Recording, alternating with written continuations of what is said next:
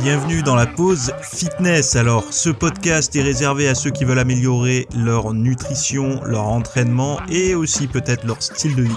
Donc, pour tous ceux qui me suivent depuis quelques temps déjà, vous pouvez me laisser une petite évaluation sur la plateforme de podcast de votre choix. C'est ce qui m'aide le plus. Allez, on démarre l'épisode.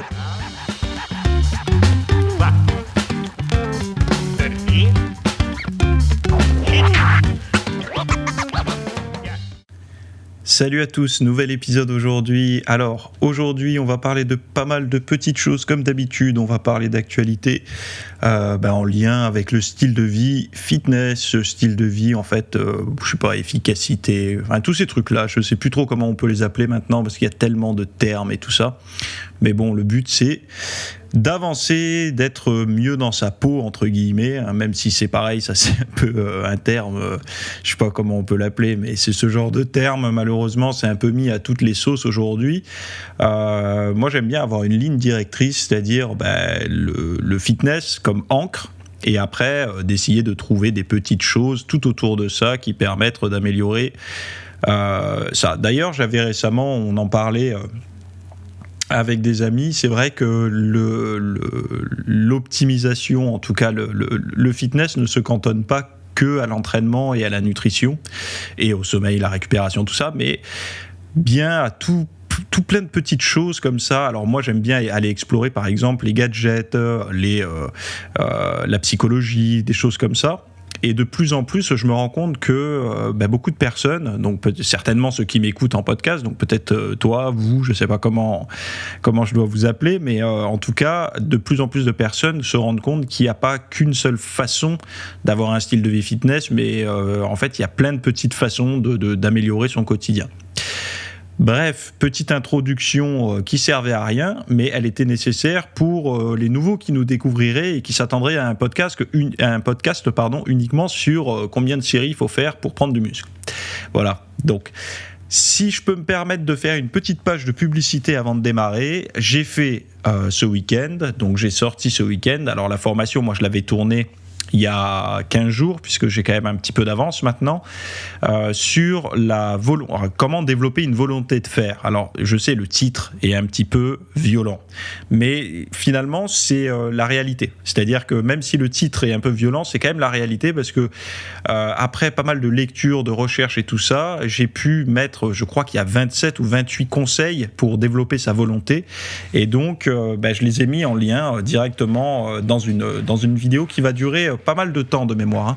On est sur une bonne grosse vidéo. D'ailleurs, tous ceux qui sont VIP, mais vous le savez peut-être pas, mais quand vous êtes en train de regarder une formation, par exemple celle sur la volonté, il y a une petite touche sur le lecteur. Alors je crois de mémoire c'est en haut à gauche sur le lecteur quand vous êtes sur mobile, avec un espèce de petit rectangle avec une flèche et un autre petit rectangle. Ça, c'est le PIP, donc c'est Picture in Picture, c'est-à-dire que vous pouvez mettre la vidéo où vous voulez sur votre écran et surtout quitter la page de la formation pour pouvoir, je sais pas, par exemple aller dans l'application Notes, prendre des notes, ou même mettre la petite vidéo sur la droite de votre écran et en fait elle va se masquer, il y aura juste une petite flèche et vous aurez que l'audio. Donc tous ceux qui me demandaient est-ce qu'on peut les écouter sans avoir à regarder l'image, oui.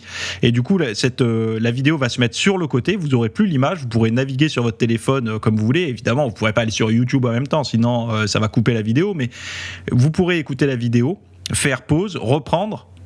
Avec, vous savez, le petit centre de notification là qu'il y a sur les iPhones. Alors je connais pas Android, hein, donc excusez-moi pour ça, mais en tout cas sur iPhone je sais que c'est possible, moi-même je l'ai fait, donc je peux vous dire que c'est possible. Et d'ailleurs j'en ai parlé sur le petit canal Telegram, je vous ai mis le tuto, vous avez le lien d'ailleurs dans les notes de l'émission là pour aller sur mon canal Telegram.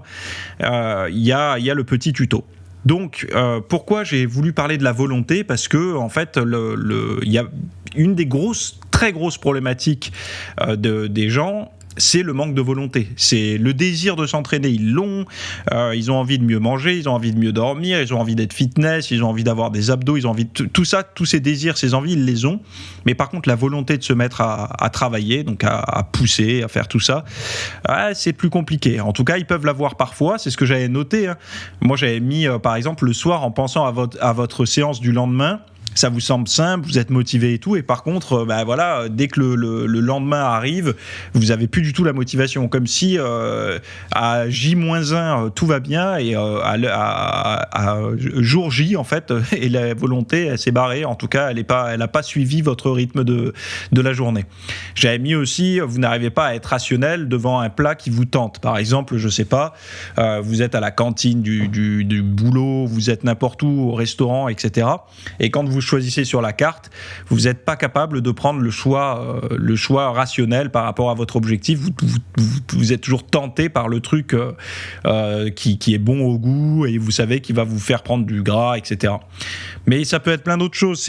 J'avais noté aussi, vous n'avez parfois pas le temps de cuisiner sainement et vous prenez l'option simple et rapide, donc la cuisine toute faite qui est pas compatible avec votre style de vie. Et tout ça, finalement, ce sont des liens avec un manque de volonté, un épuisement de la volonté. Et il y avait aussi, quand vous craquez dans la journée, c'est tout le reste de la journée qui tombe à l'eau. Ça, tout le monde se reconnaîtra là-dedans. Vous vous êtes aussi rendu compte que quand vous avez un changement de style de vie, par exemple, je sais pas, un déménagement, la vie de couple qui change, un enfant qui arrive, du travail supplémentaire, etc., vous voyez que toute la discipline que vous avez mis en place commence à s'effondrer, en tout cas à devenir beaucoup plus fragile. Donc en fait, tout ça s'explique et c'est pas du hasard, c'est pas des trucs où certaines personnes ont beaucoup de discipline et beaucoup de volonté et d'autres non. Tout ça se développe et les personnes qui ont de la volonté aujourd'hui, ce sont des personnes qui l'ont développé sans s'en rendre compte par des petits mécanismes, des habitudes, etc.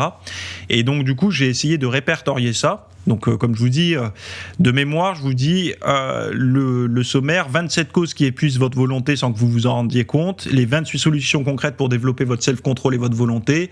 Il y a 11 outils immédiats pour travailler sur votre volonté dès ce soir, donc directement. Il y a des livres à lire, applications à télécharger, plus des petites techniques du quotidien.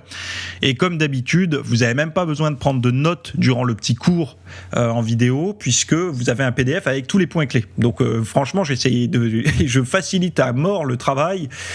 Et d'ailleurs, on verra que ça, c'est bon pour la volonté, pour que justement vous puissiez, une fois avoir regardé, alors ça dure 1h11 et 46 secondes, puisque j'ai le détail devant les yeux là, et je suis très fier de ça, et ça a eu beaucoup de retours positifs, donc voilà, je m'arrête ici pour la publicité, le lien est dans les notes de l'émission, et on démarre le podcast dans le dur. Alors premier sujet, ça s'appelle obésité, quand le corps médical se rend coupable de grossophobie. Alors vous savez, la grossophobie, c'est un hashtag actuellement très, je ne vais pas dire à la mode, mais très tendance. Qu'est-ce que la grossophobie ? C'est le fait de... C'est le fait... Alors, à la fois, c'est ce dont les personnes en surpoids... ce que subissent les personnes en surpoids, la pression sociale, etc., les gens qui les cataloguent comme faibles, qui les cataloguent comme se laissant aller, qui les cataloguent comme sales, qui les cataloguent comme en mauvaise santé, etc. Et donc du coup, un petit peu comme on a eu pour plein d'autres causes avant ça, en ce moment ça prend beaucoup d'ampleur parce que voilà, c'est un sujet chaud. Et un sujet chaud qui nécessite... certainement des modifications dans la façon de voir ce sujet-là, mais également, je pense qu'il y a une forme de déni parfois qui pourrait être... il faut faire très attention à ça. Moi, je vais vous citer une partie de l'article que j'ai trouvé. Alors, c'est par rapport aux médecins. Vous savez, les médecins, quand ils annoncent, par exemple, quand ils ont un patient en phase 2 qui est en fort surpoids, voire obèse, qui ne vient pas pour ça, mais qui pourtant le médecin va dire certaines choses par rapport à leur poids, dire faites attention à ci ou à ça. Donc je cite des notes de l'article. Annoncer à un patient obèse, sans qu'il n'ait rien demandé, que son surpoids est dangereux, qu'il faut manger moins, bouger plus, s'occuper enfin de soi, envisager la chirurgie bariatrique, c'est ne pas faire preuve d'une grande originalité. Le patient se doute généralement de tout ça et peut être ressenti comme une véritable violence. Ces comportements peuvent s'expliquer par la formation suivie par le personnel médical. L'obésité y est généralement étudiée sous l'angle de facteurs aggravant les risques de diabète, cardiovasculaire, troubles musculo-squelettiques, etc. Mais rarement comme maladie en tant que telle qui ne relève pas de la responsabilité du patient. Alors on reproche en fait aux médecins Vous savez, le médecin, il a quand même pour mission la santé. Même si je sais qu'il y a beaucoup de personnes qui, c'est pas bien, il y a trop de médicaments, les diagnostics sont faits trop rapidement. Ok, il y a certainement des problèmes, comme partout. Mais de dire à un médecin qui voit un patient, qui le voit, un médecin quand même est conscient de tous les problèmes de santé engendrés par l'obésité. Et si un patient voit une personne face à lui, qui sait pertinemment qu'il est à risque élevé de diabète, de problèmes cardiovasculaires, de troubles musculo-squelettiques, etc., et qui, pour rester politiquement correct, ne lui dit pas, parce que justement c'est un sujet chaud, grossophobie, etc. Pour moi, on est dans la, comment on appelle ça, non-assistance à personne en danger, je sais pas, mais en tout cas, c'est un peu ça en fait que je perçois. Un médecin, il a signé, il a fait des études pour aider, sauver, soigner les gens. Pour les médecins qui m'écoutent, moi, je les soutiens. Alors, pas qu'ils soient brutal, mais qu'ils soient, qui continuent à ne pas, en tout cas, véhiculer l'idée que d'être en fort surpoids, c'est normal et c'est être en bonne santé. Pourquoi je suis pas d'accord avec ça ? Parce que, évidemment, que chacun est libre de faire ce qu'il veut, d'avoir l'apparence qu'il souhaite, et ça, j'en suis convaincu. Il y a même eu historiquement des moments de notre histoire où le fait d'être en surpoids a été quelque chose de positif au niveau social, je parle de l'image sociale. Mais aujourd'hui, on a suffisamment de preuves pour savoir qu'être en surpoids n'est pas bon. Dans la citation, il y avait marqué « Le patient se doute généralement de tout ça, donc des risques ». Non, c'est pas vrai. Alors, si le patient se doute généralement de tout ça, ça voudrait dire que ça y est, enfin, on considère la majorité de la population comme éveillée, intelligente et avertie. Sauf que ça va totalement à l'inverse du message global qu'on peut avoir dans les médias et tout. Puisque pourquoi je dis ça ? Parce qu'on va faire un parallèle rapide avec la situation actuelle des masques. Pourquoi les masques sont obligatoires partout quasiment et pas seulement dans les endroits très à risque,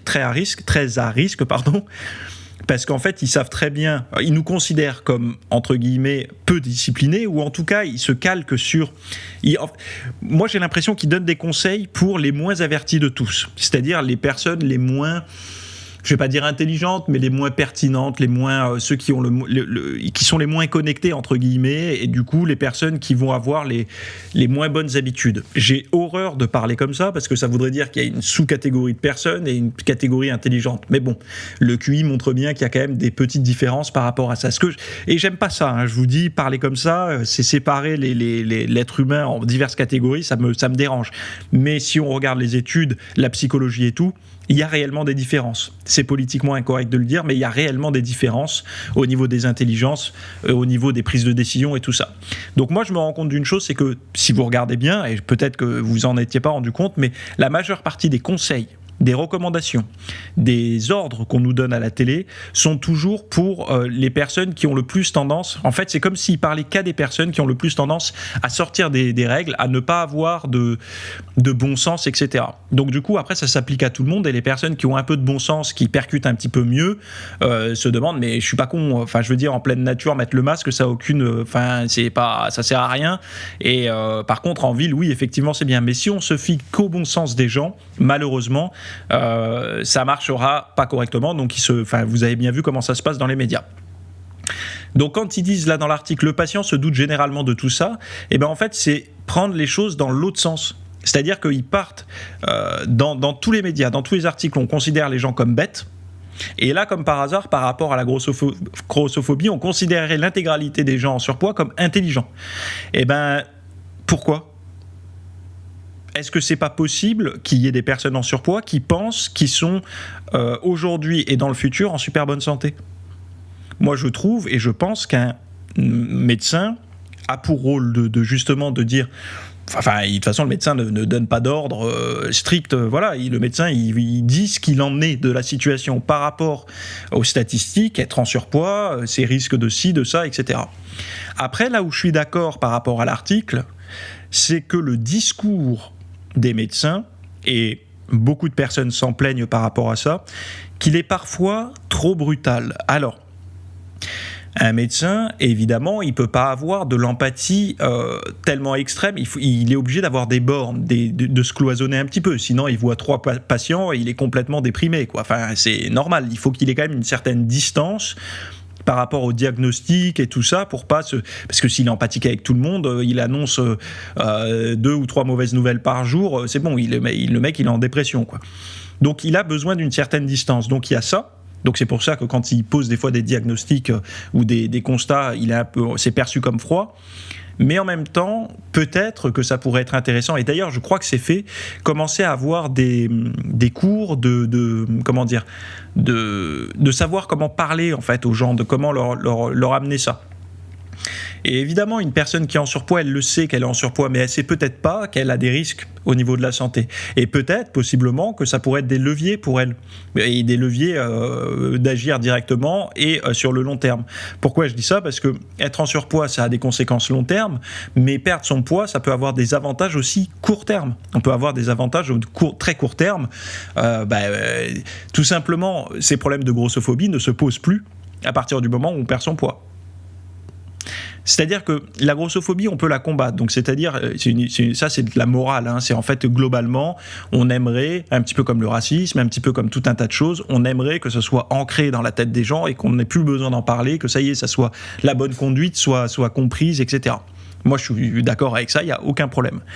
Mais la meilleure manière quand même de solutionner ce problème, c'est d'agir. C'est-à-dire que si la personne en souffre réellement, elle peut perdre du poids et ça va être une conséquence qu'elle ne subira plus au quotidien. Et c'est pas comme si, vous savez, là où moi je trouve que c'est pas bon, c'est pour ça que je fais attention à ce que je raconte. Il ne faut pas mettre tous les œufs dans le même panier par rapport à l'image de soi. Une personne qui a la ligne santé, quand je dis la ligne santé, ça ne veut pas dire un physique instagrammable, je veux dire un truc avec des abdos et tout ça. La ligne santé, c'est par exemple un tour de taille correct, etc. Enfin bon voilà, vous savez, j'ai déjà donné des chiffres dans d'autres épisodes, mais une personne qui a la ligne, ok, très bien, elle améliore un petit peu ses chances pour sa santé future, etc. Mais si on commence à mettre trop l'accent, par exemple, sur des physiques très maigres, très secs, etc., où là, on sort de la bonne santé, et bien là, à contrario, c'est pas bon. C'est-à-dire que de pousser les gens à avoir un physique comme ça, c'est pas bon. Mais là, on n'est pas dans ce cas-là. On est dans le cas où la personne, on l'encourage à améliorer sa santé. Elle a peut-être pas envie. Mais je pense que effectivement, dans le grand public, donc par exemple cette personne-là qui est en surpoids rencontre un individu inconnu, je sais pas, par exemple le serveur au restaurant qui lui dit, vous savez, être en surpoids c'est pas bien, risque cardiovasculaire. Là non, ça a pas d'importance. Le mec il se mêle de son cul et puis il fait sa vie. Mais un médecin qui a signé, je ne sais même plus comment on dit, mais où son but, sa passion de vie, je ne sais pas comment je pourrais l'appeler autrement, c'est d'aider, sauver, soigner les gens. Si lui n'a plus le droit d'en parler, qui sera légitime pour en parler à cette personne-là ? Enfin, là, je trouve quand même que les médecins ont été beaucoup défendus sur des choses où moi, personnellement, j'étais pas trop d'accord. Mais là, par contre, je trouve que si on enlève ça aux médecins, qui va aider ces gens-là qui sont à facteur de risque, quoi ? Enfin, je veux dire, pour moi, c'est pareil que pour l'alcool, quoi. Quelqu'un qui boit trop, le médecin lui dirait, attention, diminuer l'alcool, risque de ci, risque de ça, et puis dire, oh là là, alcoolophobie, c'est pas bien, il faut tout de suite arrêter ça. Et non, il n'y a pas de. À un moment donné, il faut qu'il y ait au moins des gens qui soient capables de ça. Donc moi, je suis toujours dans la lignée de la grossophobie. Il faut que ça disparaisse parce que ça n'est pas lié à la santé, c'est lié à l'image. Donc le terme grossophobe, donc tout ça, il faut que ça disparaisse, ces a priori. Ce sont des personnes qui sont déjà en souffrance. Ils n'ont pas besoin qu'on leur rajoute de la souffrance. C'est pas notre rôle et c'est certainement pas, voilà, c'est pas en les pointant du doigt, on leur dit ça va les exclure encore plus. Et enfin, moi je trouve ça terrible. Plutôt que ça, mieux vaut laisser les aidants, les soignants faire leur job, de les aider, de les soigner. Parce qu'il y en a qui souffrent réellement et qui aimeraient en sortir, et d'arrêter de faire des articles comme ça qui buzzent, de dire il faut laisser. Puis il y a même des couvertures de magazines et tout. pour moi, c'est un petit peu comme dans les années, je crois que c'était les années 50-60, où on voyait des médecins sur les pubs de tabac qui clopaient et tout. C'était bizarre, quoi. Enfin, je veux dire, c'est anti... et là, aujourd'hui, avec ça, c'est pareil, de mettre des personnes obèses sur des couvertures. Ok, pour l'image, il n'y a pas de problème. Mais les sous-titres de ces images, quand ils disent on peut être obèse et en bonne santé, là on tombe typiquement dans la fake news en fait. Et c'est pour ça qu'il faut être bien averti avant de pouvoir comprendre l'actualité, parce que je suis désolé, mais être obèse et dire on peut être obèse et en bonne santé, en fait c'est faux. Il y a pas de, je veux dire, ceux qui sont un minimum connectés aux études scientifiques de ces 10 dernières années, voire même avant, tout va dans l'autre sens. Il n'y a pas d'obèse en bonne santé, sauf si vous comptez la bonne santé sur uniquement de se sentir bien, de réussir à marcher. Non, la bonne santé, c'est des marqueurs. Il y a plein de marqueurs de bonne santé, métabolique, l'humeur, enfin bon, tout un tas de choses. Et en règle générale, ils ont quand même tendance à être diminués quand le surpoids dépasse un certain chiffre, en fait, un certain ratio. Bref, ceci étant dit, je passe à la suite parce que ces sujets, en général, me touchent beaucoup.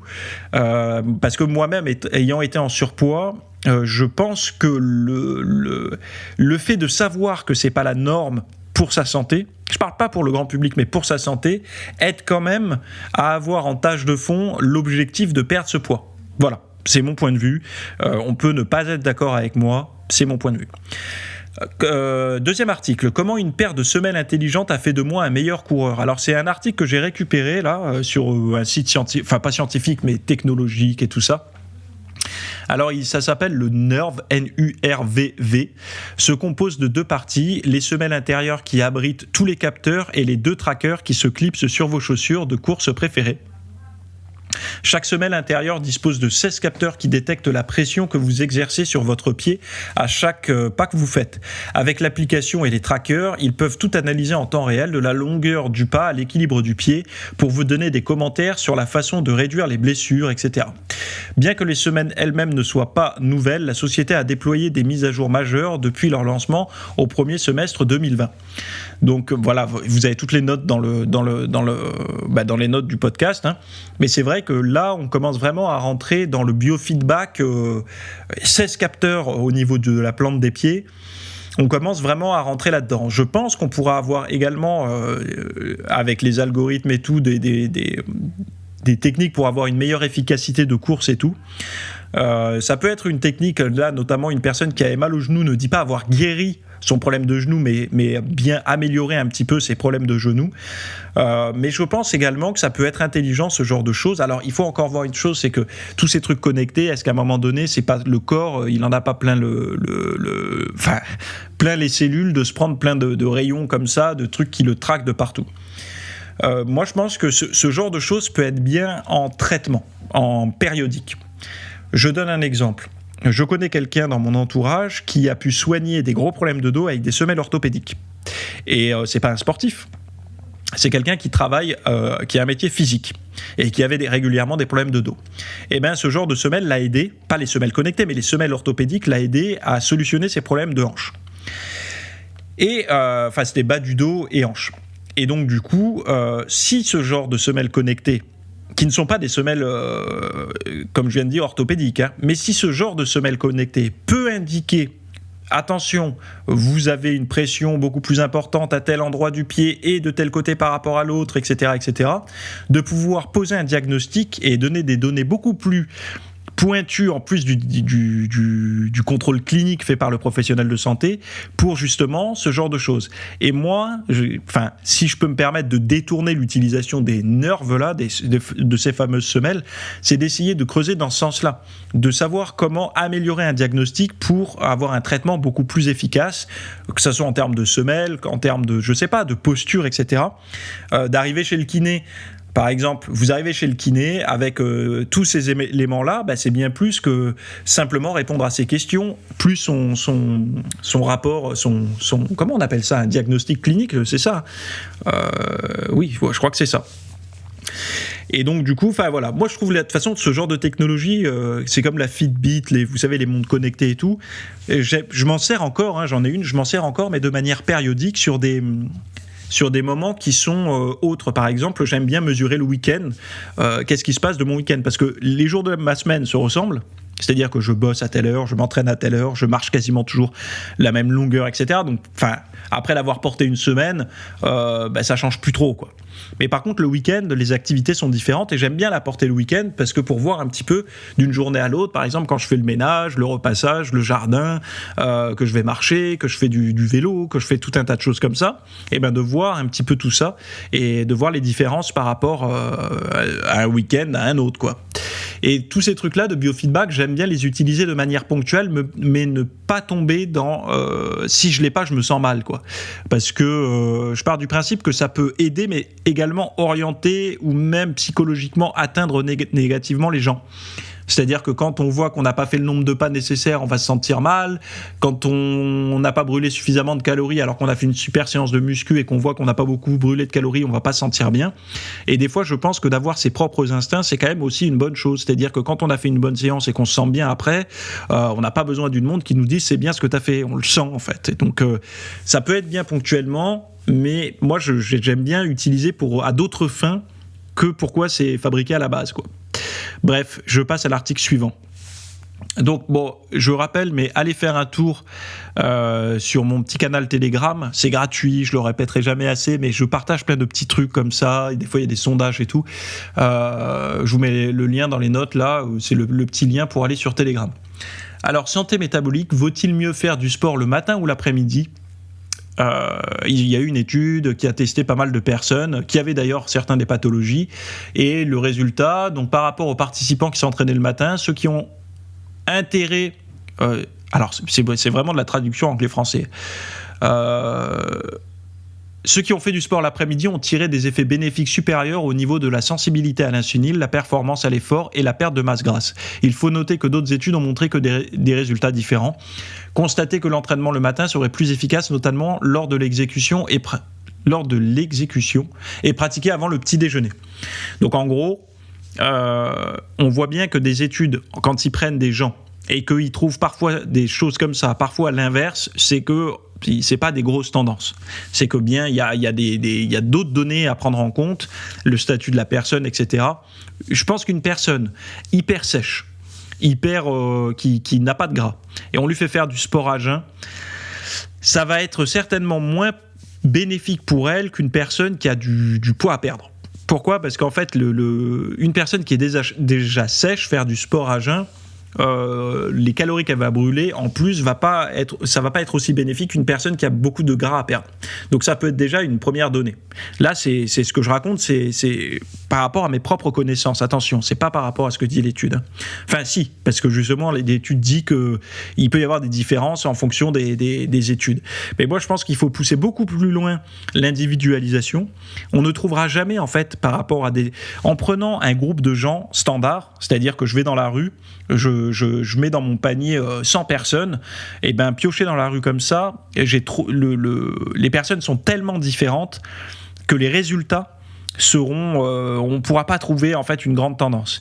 Pour trouver des grandes tendances, soit c'est par exemple, je vais vous donner un exemple, quelque chose qui fonctionne très bien pour tout le monde, ça fonctionne sur des petits groupes, c'est-à-dire que plus vous avez besoin d'avoir de personnes, plus ça montre que les effets sont infimes. Moins vous avez besoin d'avoir de personnes, et si le résultat, tout va dans le même sens, c'est que votre truc, il est quand même relativement fiable.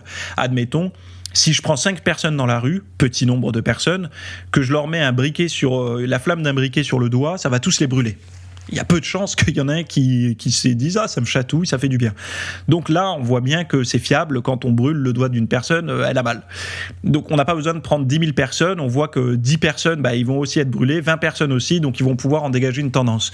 Après, des choses assez pointues comme amélioration des bénéfices sur la santé du sport le matin ou l'après-midi, là, on se rend compte que ça marche pas pareil pour tout le monde. Donc, c'est là, en fait, où il faut individualiser. C'est-à-dire que qui profite du sport le matin, qui profite du sport l'après-midi, quelles sont les problématiques de la personne à traiter. Donc, si la personne sent avec peu d'énergie, ben peut-être qu'elle va plus être dans la catégorie du sport en fin d'après-midi, comme ils disent, ou alors des personnes qui ont beaucoup de graisse à perdre, ben ça sera plutôt du sport le matin. Donc ces études nous indiquent qu'on peut faire partie de certains groupes, mais ne nous donnent pas de grandes règles pour tout le monde. C'est comme ça qu'il faut voir les études. C'est dans quel groupe, potentiellement, vous trouvez-vous. Et ça peut voilà, à force de lire des études, etc., vous pouvez réussir à le définir. Donc après, il notait aussi dans l'article, l'American Diabetes Association et l'American College of Sport Medicine recommandent environ 150 minutes par semaine d'entraînement cardiovasculaire d'intensité moyenne et 2 ou 3 séances par semaine de musculation pour la santé.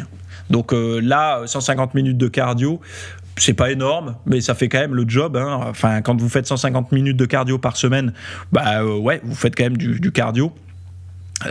Et 2 à 3 séances de musculation par semaine également. Donc on voit quand même qu'ils recommandent d'avoir un rythme de vie. Très peu de personnes font ça aujourd'hui. Vous qui m'écoutez, certainement que si, vous avez déjà un rythme de vie assez actif. Mais beaucoup de personnes ne font pas ça. Donc, et encore, je suis convaincu que ça, c'est comme les normes vous savez, sur les analyses de sang, c'est comme les minimums, quoi. Donc ça ne veut pas dire que plus n'est pas bien aussi, mais ça veut dire que certainement que c'est un idéal minimum, pas un idéal maximum, pardon. Donc voilà tout ce que j'avais à vous raconter aujourd'hui. J'avais quand même un sujet encore qui m'intéressait. Non, celui-là, il faut que je le fasse. Allez, je prends une petite pause pour moi, mais la magie du podcast va faire que ça va continuer directement pour vous. Je bois un coup d'eau et je vous reprends après. Moi, perso, j'adore les podcasts. Je sais pas pourquoi, mais les podcasts créent un lien entre les personnes, donc les animateurs, l'animateur ou les animateurs, et les auditeurs. Ça crée un lien, en fait, je ne sais pas comment, mais moi, personnellement, j'écoute pas mal de podcasts sur des sujets divers et variés, de la psychologie, du cinéma, de la littérature, plein de choses différentes. Et je me rends compte que très souvent, le podcast est bien plus puissant pour se familier, même devenir un peu pote avec la personne qu'on écoute sans vraiment la connaître. Et j'espère avoir réussi à créer ce lien avec vous, ce lien où, je sais, parce qu'il y en a qui m'envoient des fois les petits messages pour me dire que c'est le petit rendez-vous du mardi.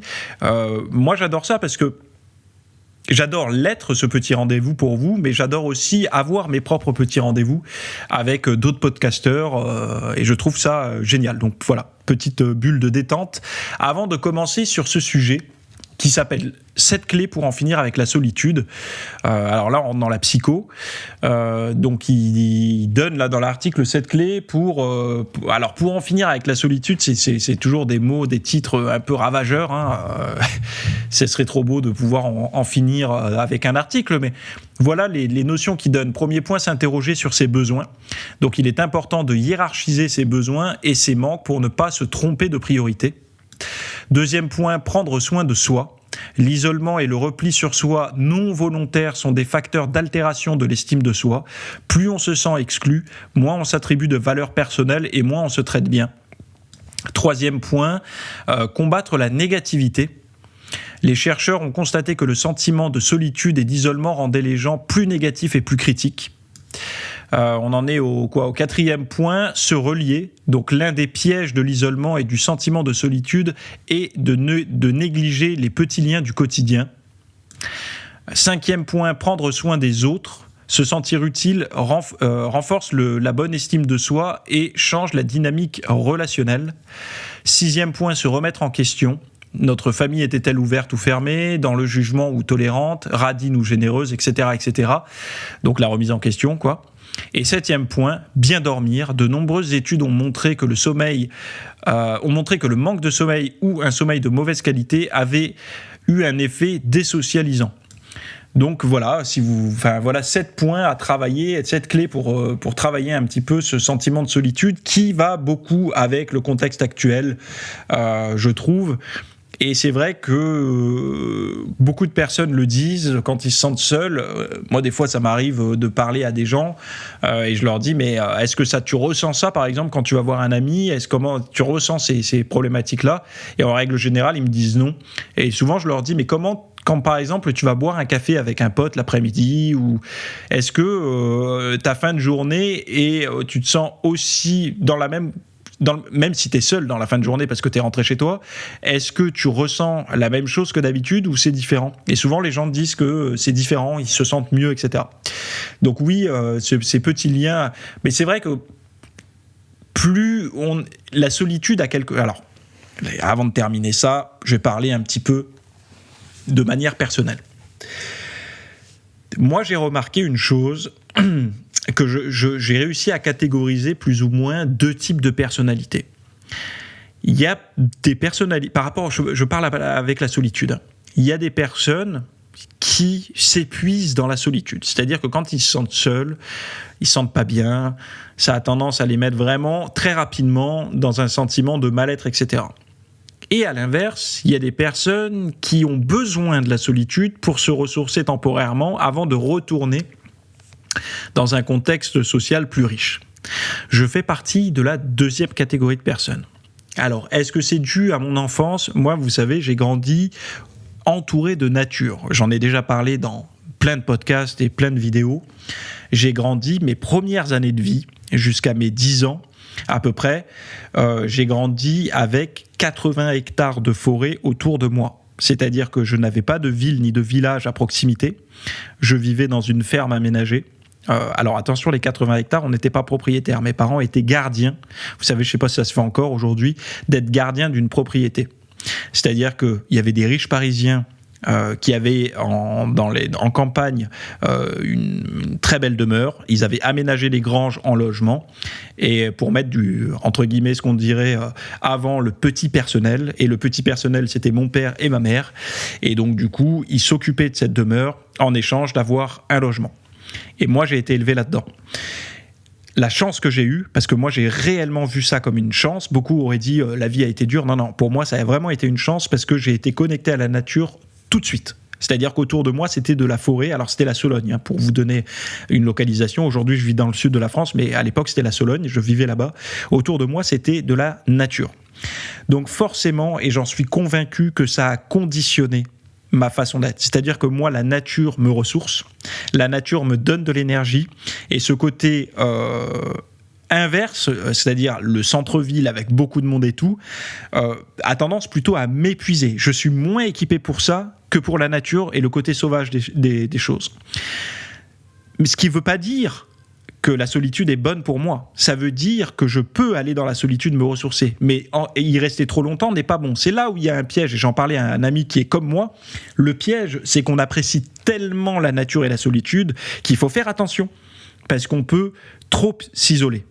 Donc, nous, on doit faire un effort volontaire pour resocialiser, etc. Trouver un équilibre.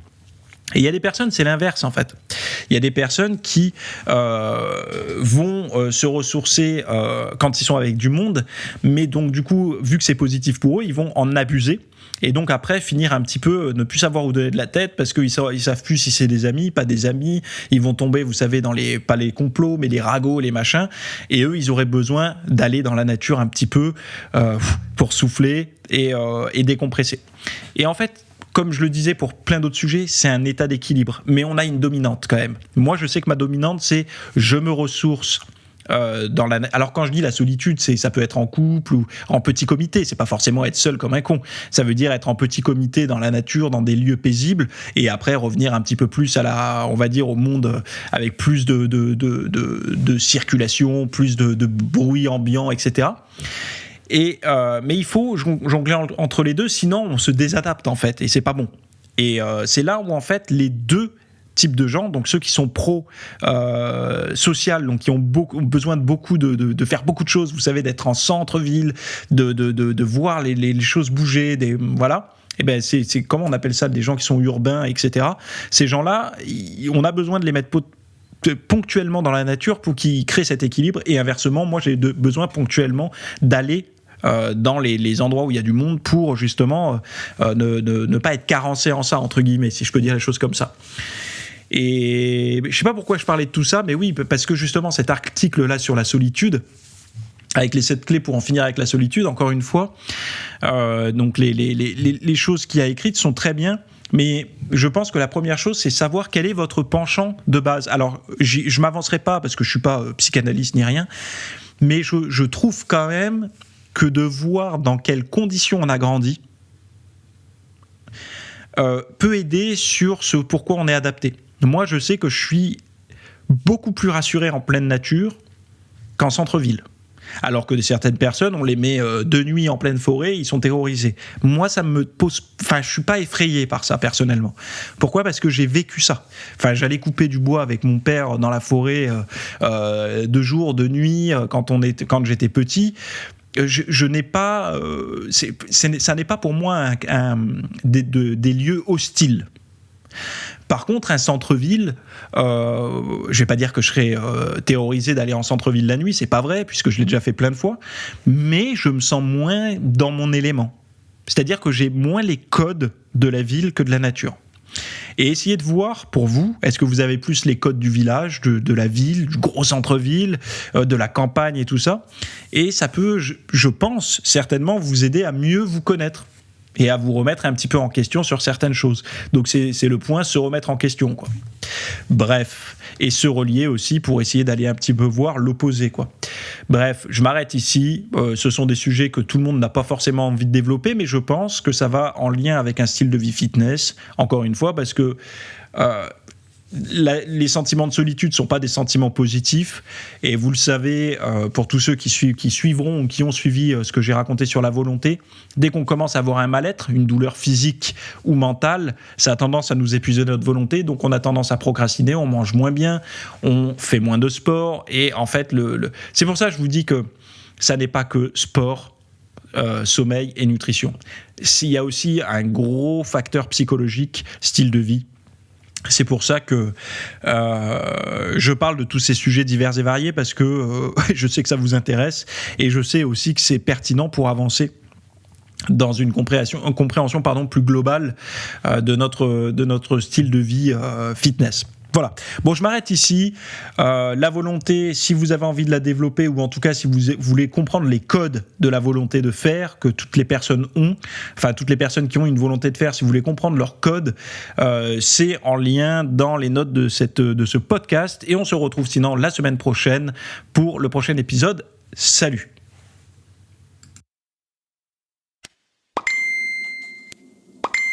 Non, ne t'inquiète pas, c'est pas chez toi que ça sonne, c'est ici. En fait, c'est juste pour attirer un petit peu ton attention et te dire que tu as devant les yeux, en description de cet épisode, plusieurs liens, dont un pour aller noter mon podcast avec des petites étoiles sur la plateforme que tu préfères, iTunes, je sais pas quoi, Spotify, etc.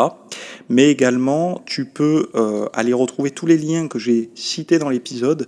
J'ai essayé de faire des descriptions avec tous les liens, comme ça au moins ça vous donne des accès directs à toi et à tous ceux qui m'écoutent, de manière à pouvoir trouver directement le contenu. Donc voilà, j'espère que cet épisode t'a plu. N'hésite pas à t'abonner sur la plateforme de podcast que tu préfères. Et c'est toutes les semaines à 8h du matin, le mardi. Bye bye.